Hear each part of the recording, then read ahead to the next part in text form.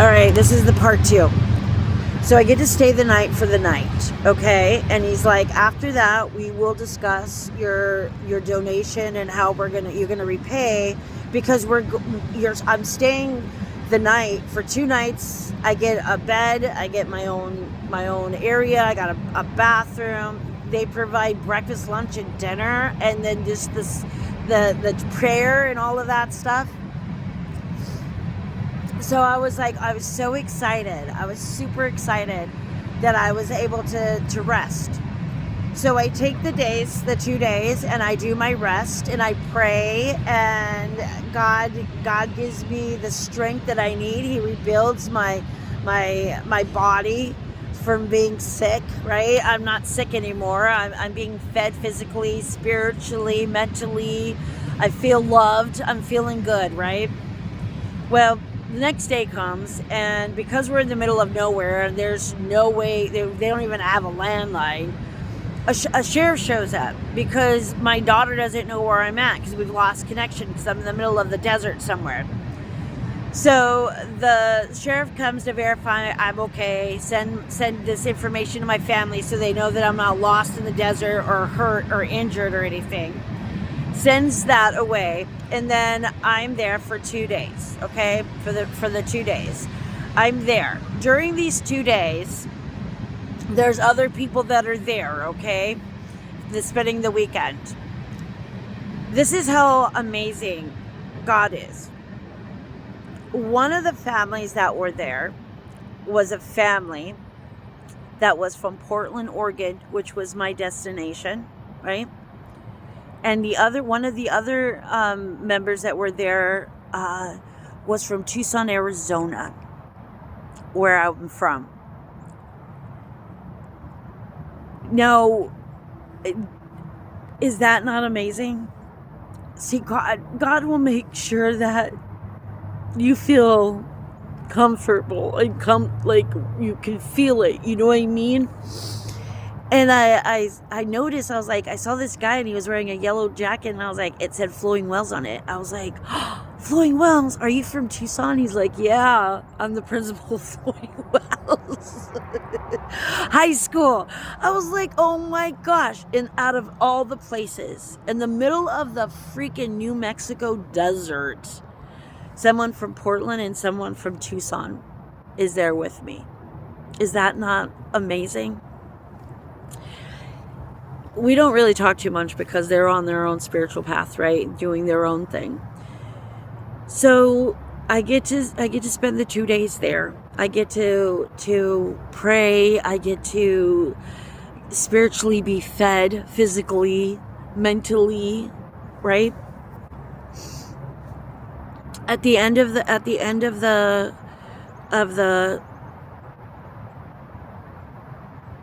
time, I should say, the lady comes up to me. I'm not saying anybody's names, okay?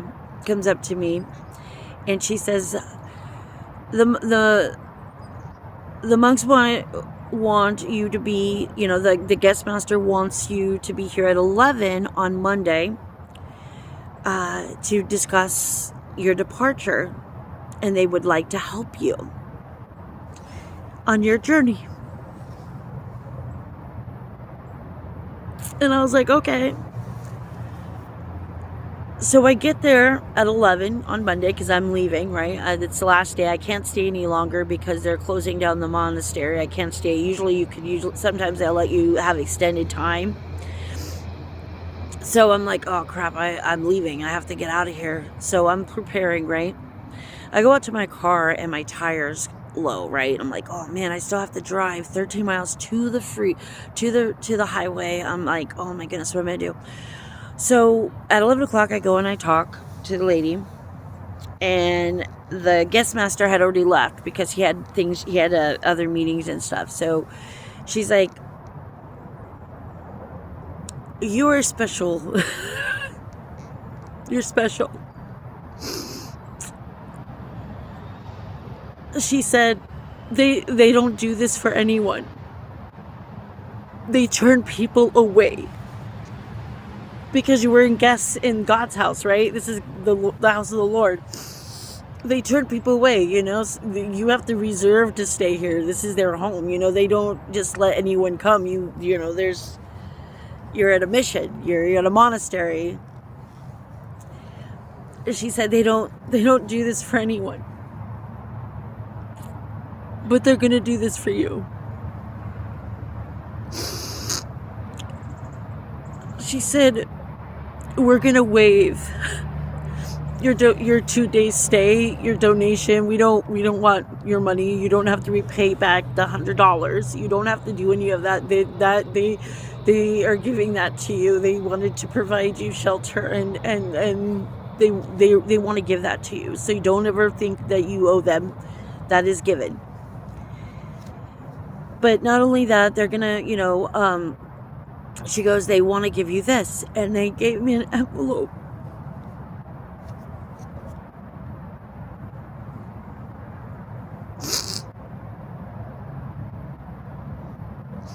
with just enough money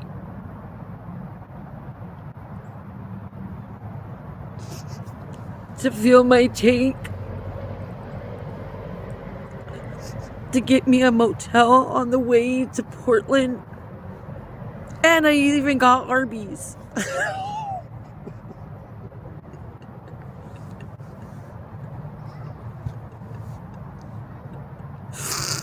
But that's not even it.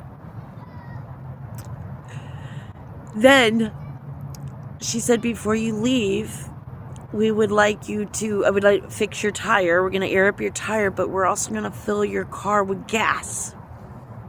I didn't know they had freaking gas out there. They're in the middle of the desert.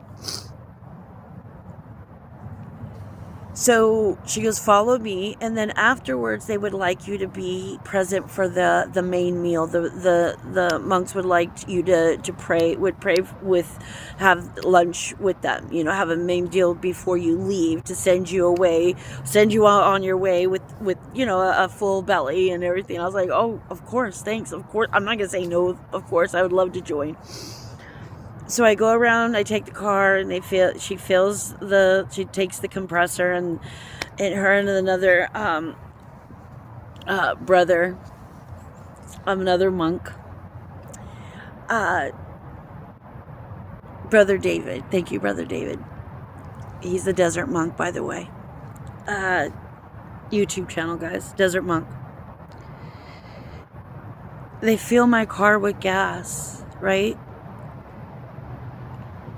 This gas, it was the oil from the Lord, because my car it's like 340 miles. It's to the gallon already. That it fills up 340. It's always been that. When they filled up my tank, it was able to go 500 miles on that gas. 500 miles. It clocked up 500 on there. I was like, how is that even possible? Right? All right. So that gets done. I go and I have dinner with them. And as we're having dinner, okay, and they have this spread out, and we're all eating, and as we're eating them, there's a few monks there that are cleaning up, picking up our dishes and just being of service. But as this is happening, there is a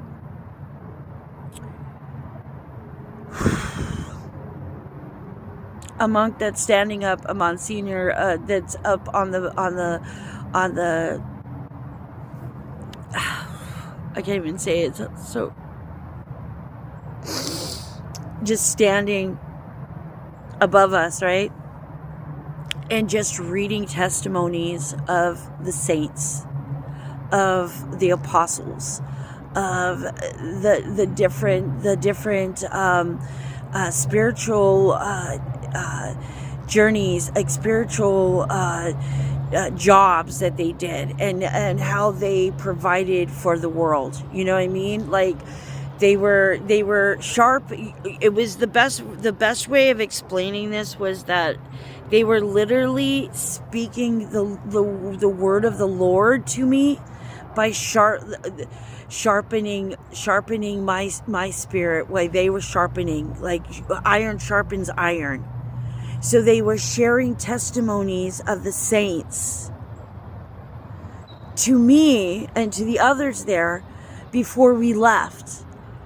So they were like Saint John, different, like there was 3 different saints that they were talking about their walks and what they contributed and how they were guided by the Spirit of the Lord, and how their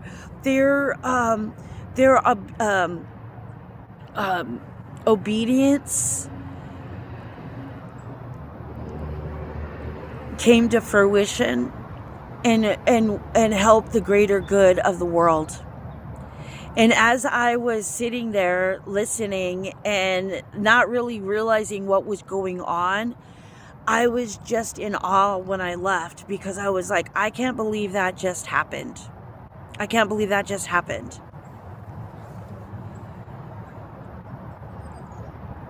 I watered down this testimony. And the reason why I watered it down a little bit is because this miracle that happened to me is present in our life at all times.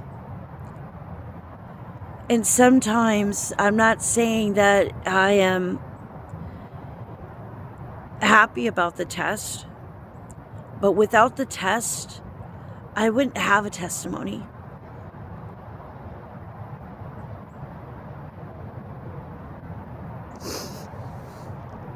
It's through the darkness that we find the light. It's through the time where we need our trust and faith in God that God shows up. And I don't know what you guys are going through right now, but I know that I'm going through a lot right now as far as my transformation in my life, and watching the different relationships in my life change. But the one thing that never changes is God and His love for us. And I just want to share this.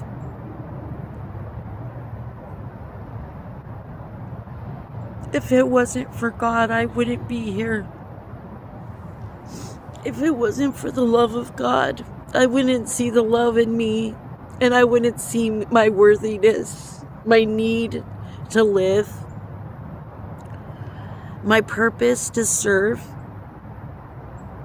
to show up, to be the crazy in a world of madness, to just be a light when people don't want anything in their eyes.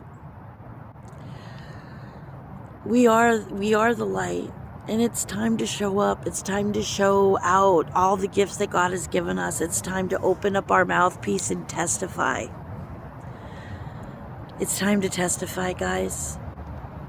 I hope you have a blessed and wonderful day, and just know that wherever you are, God is clearing our path. And in order to hear God speak to us, we have to be willing to listen and be willing to face the fears that come in order to find the strength within.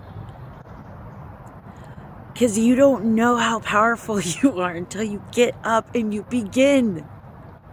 It's time to begin. It's time to begin.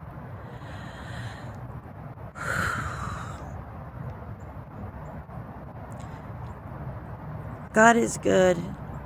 God is great. And God is here.